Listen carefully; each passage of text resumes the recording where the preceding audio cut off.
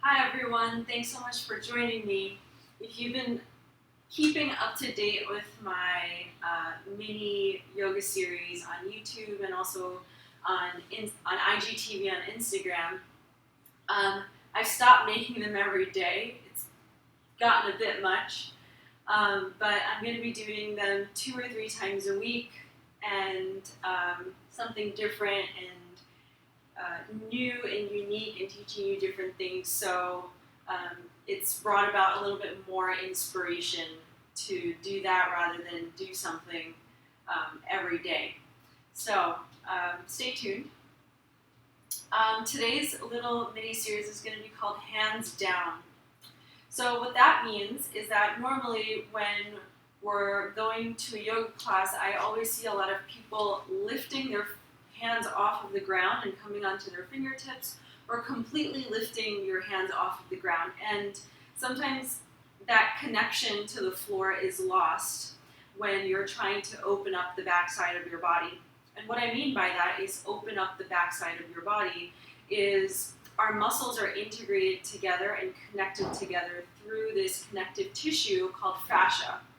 So if you think about like the back part of your body all the way from the muscles, like the flat muscles of your skull, connecting into your neck with these long muscles going all the way down into your sacrum, connecting into your buttocks, connecting into the hamstrings, going into the calves, and then eventually going down into the bottom of the foot.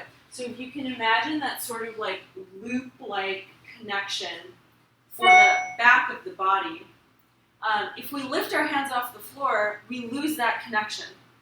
So in today's series, it's called Hands Down for that specific reason. We're going to try and move through some ranges so that you can feel what it's like to open up that back fascial line of your body, keeping our hands down, grounded onto the floor.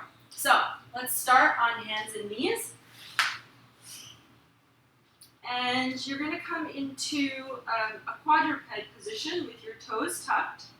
Your fingers are facing forward, and you're going to press gently into the floor so that you feel your chest lift up a little bit away from the floor, and your belly pulls up and in, and bring the back of your skull up towards the ceiling so that your head isn't just dropped down, it's active.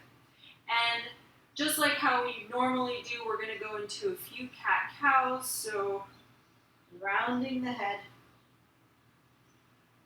stretching the back side of the body, and then go ahead and look up, opening your chest towards the front, and try and incorporate a little bit of rotation in the shoulders. So as I round, my shoulders rotate in, or internally rotate, or medially rotate, and when I come up and open my chest, my shoulders externally rotate, so they're moving away from my ears.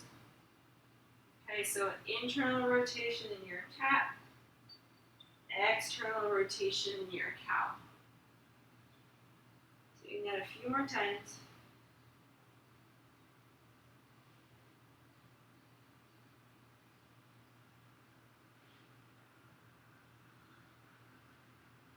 Last one. Good, and then take your hands one palm print in front of you, and from here on out, we're going to leave our hands down on the floor. You're going to try not to pick them up. Okay, so hands down. Bring your knees apart, your big toes can touch. Sit back into a child's pose. On your exhale, inhale, come back up. So we're going to rock forward, tuck the tailbone, shift your weight into your arms, push the floor away from you. Keep your head and neck in line, and then rock back again. You're trying not to let your hands move at all. Coming up, tuck the tailbone, squeeze the butt, open the chest, and rock back. Inhale, coming up. Exhale, drop it down. Inhale, coming up. This time when you exhale, drop your hip down to one side. So I'm going to go to my right.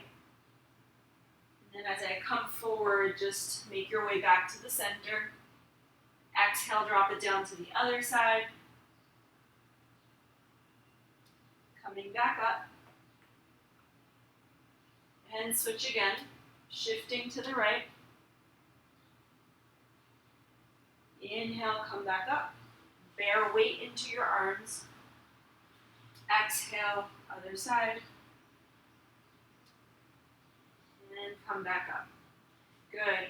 This time you're going to shift your weight forward and stay there. Go ahead and brace your belly, squeeze your butt, tuck your toes, and just lift up into a plank. Keep pushing the floor away. Feel your belly engage. Lift the back of your head.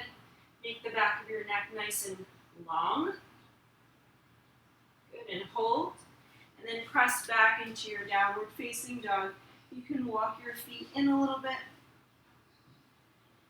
Good, and then come forward into your plank again, same position. Lower down to your knees, rock back. Inhale, come forward, tuck the toes, send the hips up. Downward facing dog. Inhale, come forward, plank. Exhale, lower to the knees. Rock back, child's pose. Inhale, come forward. Plank. Exhale, downward facing dog. Inhaling forward. Plank. Exhale, lower knees, drop down. One more time. Coming forward. Plank. Exhale, down dog. Inhale, come forward, plank. Exhale, lower to the knees, drop it down. And then inhale, come forward, plank. Downward facing dog. This time, go ahead and bend your knees a little bit, send your hips up high, relax your head. And you're going to keep those hands down the whole time. So, right foot is going to step forward as far as you can go on the outer edge of your right foot. Okay, so you're in a wide stance here. And I want you to squeeze your left buttock and try not to reach that left heel back. So stay forward on your toes. And I'm going to let go of my hand just so that I can explain. But I want there to be a lot of space between the floor and your pelvis. So what I mean by that is try not to just hang in your joints like this. Use your muscles and hug everything together towards your midline. Step the right leg back, plank. Exhale, left leg forward. Hold, compressing everything together. Step it back, and then step it forward. And again, back, forward, step it back, forward. Couple more.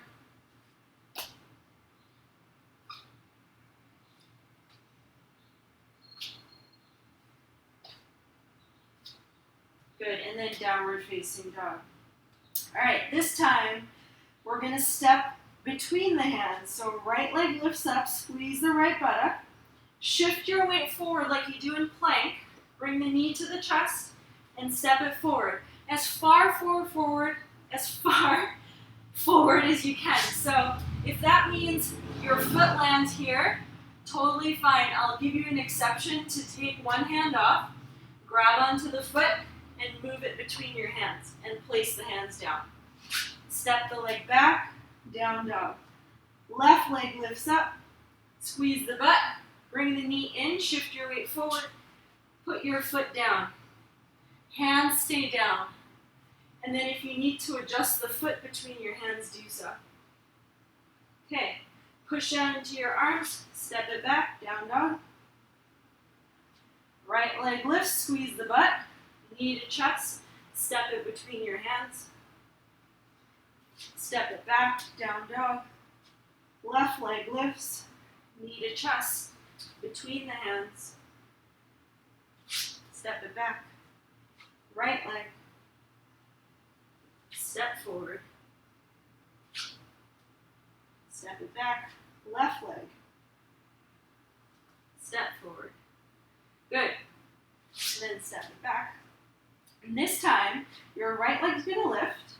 You're going to bring it in halfway. And then you're going to lift that back leg up, squeeze the left buttock, and now start to put weight into your arms. So I'm gently lifting up that right heel. My left hip is staying squeezed and tight. I'm flexing that left foot and I'm bearing weight into my arms. Lower the leg down, step the right leg back, shake the legs out if you need to. Left leg steps forward halfway. Right leg lifts, squeeze the butt, push into your arms. Feeling your shoulder blades work here. Trying not to let the shoulders come up to the ears. My left heel is lifting. Lower down. Do it one more time on each side. Right leg halfway. Lift up. Start to rock forward, bearing weight into the arms. Hug your shoulder blades towards your ribs. You're looking straight between your hands, trying not to let the chin tip up. Step it back. Left leg. Right leg lifts. Trying to lift the heel up and bear weight into your shoulder blades.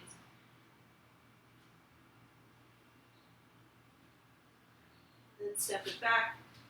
Down dog. Lower down to your knees. Keep your hands where they are. Sit back child's pose. Release your head to the floor. You can rock it side to side.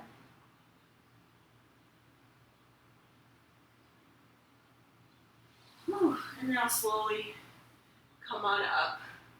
All right, so that definitely got me sweating.